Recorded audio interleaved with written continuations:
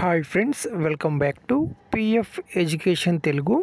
ఈ వీడియోలో చాలామంది మనకు కామెంట్ చేస్తున్నారు యూఏఎన్ డిసేబుల్ గురించి. చాలామంది యూఏఎన్ నంబర్స్ బ్లాక్ లిస్ట్లో ఉన్నాయి, లేదా వాళ్ళ యొక్క యూఏఎన్ నంబర్ లాగిన్ చేస్తూ ఉన్నప్పుడు డిసేబుల్ అని చూపించడం జరుగుతూ ఉంటుంది. సో దీనికి సంబంధించి ఈపీఎఫ్ఓ నుండి ఒక అఫీషియల్ లైవ్ అయితే జరగబోతుంది. అది ఎక్కడ ఏమిటని తెలుసుకుందాం. వీడియోకి లైక్ చేయండి, కొత్తగా చూసేవారు సబ్స్క్రైబ్ చేయండి.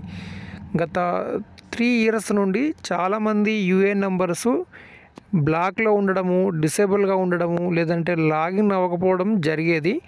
గతంలో ఈపీఎఫ్ఓ ఏం చెప్పిందంటే, మీరు సంబంధిత పిఎఫ్ ఆఫీస్ కాంటాక్ట్ అయ్యి కేవైసీ అనేది పూర్తి చేయండి అని. బ్యాంక్ అకౌంటు, ప్యాను, ఆధార్ మీరు లింక్ చేయండి, మీ యొక్క యూఏఎన్ నంబర్ అనేది యాక్టివ్ స్టేటస్లోకి వస్తుంది అని. కానీ చాలామంది ఈపీఎఫ్ ఆఫీస్కి కాంటాక్ట్ అయినప్పుడు ఈపీఎఫ్ ఆఫీస్లో సరైన సమాధానం అనేది ఎక్కడ కూడా ఎవ్వరికీ లభించలేదు. సో దాంతో ఈపీఎఫ్ఓ ఏం చేసిందంటే, ఇప్పుడు ఇన్స్టాగ్రామ్లో మనకు ఒక పోస్ట్ పెట్టడం జరిగింది. అది ప్రత్యేకంగా యూఏఎన్ అకౌంట్ ఎవరైతే డిసేబుల్ అయి ఉంటుందో వారు ఏ విధంగా మీ యొక్క యూఏఎన్ నెంబర్ని యాక్టివేట్ చేసుకోవాలనేసి. సో ఇక్కడ మీకు ఒక ఈపీఎఫ్ నుండి వచ్చినటువంటి ఇమేజ్ అయితే చూపిస్తాను మీకు. ఓకే ఫ్రెండ్స్, ఇక్కడ మీరు చూస్తున్నారు ఇన్స్టాగ్రామ్లో అయితే మనకు ఈ పోస్ట్ పెట్టడం జరిగింది. సో కమింగ్ సూన్ అని చెప్తున్నారు, కానీ ఎప్పుడు ఏమిటి అనేది ఎవరికి కూడా ఇక్కడ సరైన సమాధానం అనేది ఈపీఎఫ్ఓ ఎప్పుడు ఇవ్వదు. ఎప్పుడు కూడా కన్ఫ్యూజన్ క్రియేట్ చేస్తుంది. కానీ నాకు తెలిసి ఏంటంటే, సెకండ్ ట్యూస్డే ఎవ్రీ మంత్ 2వ మంగళవారము మనకు యూట్యూబ్లో కానీ ఇన్స్టాగ్రామ్లో కానీ ఈ లైవ్ సెషన్ అనేది ఉంటుంది. ఈ లైవ్లో మీరు మీకు సంబంధించిన క్వశ్చన్స్ కానీ, క్వారీస్ కానీ, డౌట్స్ కానీ మీరు అడగవచ్చు. కానీ ఇక్కడ చాలామందికి ఉన్నటువంటి ఒక సందేహం ఏంటంటే, వీరి యొక్క యూఏఎన్ నంబరు హైదరాబాద్లో క్రియేట్ అయిందనుకోండి, కానీ వారు ఉండేది గుంటూరులో ఉన్నారనుకోండి. ఇప్పుడు మరి వారు గుంటూరు పిఎఫ్ ఆఫీస్లో వెళ్ళి ఈ యూఏఎన్ నంబర్ని యాక్టివేట్ చేసుకోవచ్చునా లేదా అనేసి ఒక కామెంట్ అయితే చాలా మందిలో ఉంటుంది. ఎందుకంటే వారి యొక్క యూఏఎన్ నంబరు జనరేట్ చేసేటటువంటి పిఎఫ్ ఆఫీస్ వేరే రాష్ట్రంలో ఉండవచ్చు, వారు నివసించే ప్రాంతము వేరే ప్రాంతమై ఉండవచ్చు.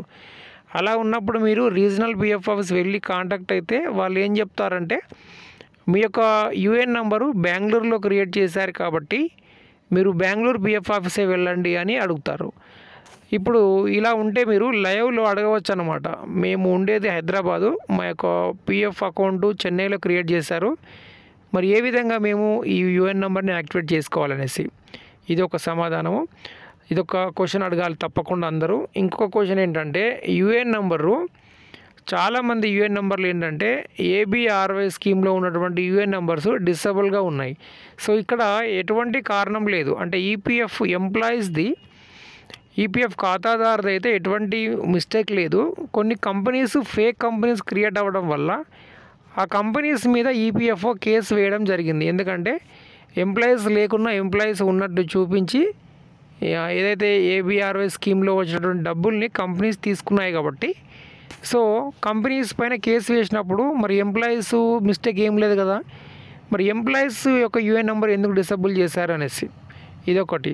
చాలామంది ఇంకొక క్వశ్చన్ ఏంటంటే, ఇప్పుడు లేటెస్ట్గా వచ్చినప్పుడు ఒక అప్డేట్ ఏంటంటే, నేమ్ కానీ ఆధార్ నెంబర్ కానీ లేదంటే ఎటువంటి మిస్టేక్స్ ఉన్నా కానీ ఎంప్లాయర్ ద్వారా మనము కాంటాక్ట్ అయ్యి కరెక్షన్ చేసుకోవచ్చు అని చెప్తున్నారు. మరి ఎంప్లాయరీ లేనప్పుడు, అంటే కంపెనీ యాక్టివ్లో లేనప్పుడు, కంపెనీ క్లోజ్ అయినప్పుడు ఎంప్లాయర్ ఉండరు కదా, అలా ఉంటే మరి మీ యూఏఎన్ నెంబర్ ఏ విధంగా యాక్టివేట్ చేసుకోవాలి అనేటటువంటి క్వశ్చన్స్ తప్పకుండా అడగాలి. ఎందుకంటే ఈపీఎఫ్ ఆఫీస్ వెళ్ళి మనం ఫిజికల్గా వెళ్ళినప్పుడు సరైన సమాధానం అక్కడ మనకు చెప్పరు. అదే ఇటువంటి మీరు యూట్యూబ్ లైవ్లో కానీ ఇన్స్టాగ్రామ్ లైవ్లో కానీ మీరు ఏదైనా కామెంట్ చేశారంటే ఒకే కామెంట్ని రిపీటెడ్గా మీరు కామెంట్ చేస్తూ ఉండండి, యూఏఎన్ డిసేబుల్ అని. అప్పుడు సంబంధిత అధికారి మీకు సమాధానం చెప్పవచ్చు. ఎందుకంటే చాలామంది దగ్గర ఒక 8 నుంచి 15 లక్షల మందిది యూఏఎన్ నెంబరు బ్లాక్ లిస్ట్లో ఉంది. వాళ్ళు పిఎఫ్ విత్డ్రా చేసుకోలేకపోతున్నారు, పిఎఫ్ని ట్రాన్స్ఫర్ చేసుకోలేకపోతున్నారు. సో ఇది ఈపీఎఫ్ఓ నుండి నెక్స్ట్ ట్యూస్డే, అంటే ప్రతి నెలలో 2వ మంగళవారము యూట్యూబ్లో కానీ ఇన్స్టాగ్రామ్లో కానీ లైవ్ అనేది కండక్ట్ చేస్తూ ఉంటారు. ఈ లైవ్లో మీరు మీకు సంబంధిత ప్రశ్నలు ఏమున్నా మీరు అడగవచ్చు. ఓకే, ప్రస్తుతానికైతే యూఏఎన్కి సంబంధించి ఎప్పుడు డిసేబుల్ నుంచి ఎప్పుడు యాక్టివ్ అవుతుంది అనేది ఎవరి దగ్గర ఖచ్చితమైన సమాచారం అనేది లేదు. ఈపీఎఫ్ఓ నుండి ఇదే కాదు, ఏ సమాచారం కూడా ఖచ్చితంగా ఉండదు. ఏదైనా క్లెయిమ్ రిజెక్ట్ అయినప్పుడు కూడా ఆ క్లెయిమ్ ఎందుకు రిజెక్ట్ అయింది అనేది కూడా ఈపీఎఫ్ఓ సరైన విధంగా పొందుపరచదు. ఒకవేళ క్లెయిమ్ రిజెక్టెడ్ అప్డేట్ చేసినా కూడా ఆ రీజన్ ఏంటనేది ఈపీఎఫ్ ఖాతాదారులకు అర్థం కాకుండా ఒక కన్ఫ్యూజ్ అనేది క్రియేట్ చేస్తూ ఉంటుంది. సో ఇది ఈపీఎఫ్ఓ పనితీరు, ఇది ఇలానే ఉంటుంది. చూద్దాం మరి ఏ విధంగా యూఏఎన్ నంబరు అన్బ్లాక్ అవుతుందో. వీడియోకి లైక్ చేయండి, సబ్స్క్రైబ్ చేయండి. Thank you.